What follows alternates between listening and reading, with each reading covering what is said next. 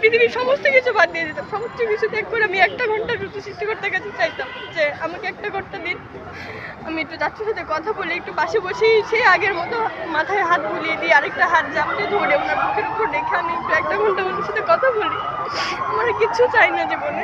আপনার নামে লেখা কবিতাটা কি ছিল এবং সেই স্মৃতি সাউন্ড একটু বলুন কবিতা। আমার কবিতা, আমার গালে আসলে চাচুর গালে দুটো টোল পড়তো, সেম সেম ওনার মতো আমার গালেও দুটো টোল পড়ে, তো এই টোল নিয়ে একটা কবিতা ছিল। চাচুর একজন ভক্ত ছিলেন, ওনার নাম ছিল সালমা আর আমার নাম বিপাশা, তো ওই দুটা নাম মিলে ওনার গালেও টোল পড়তো। ওই দুটা মানুষের নাম মিলিয়ে উনি লিখেছিলেন সালমা ও বিপাশার দোকানের টোল, পানিতে কচুরি পানা, ডানায় বকুল, এরকম করে 4টি গান ছিল।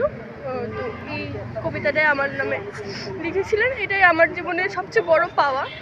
আর চাচুর সাথে আমার অনেক স্মৃতি আছে, আসলে এগুলো আলাদা আলাদা করে বলা যায় না।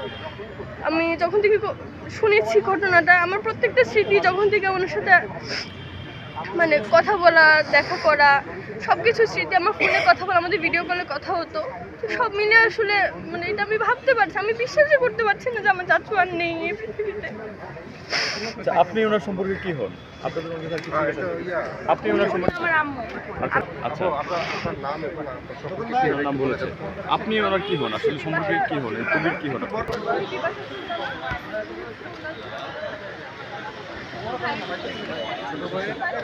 ছেলে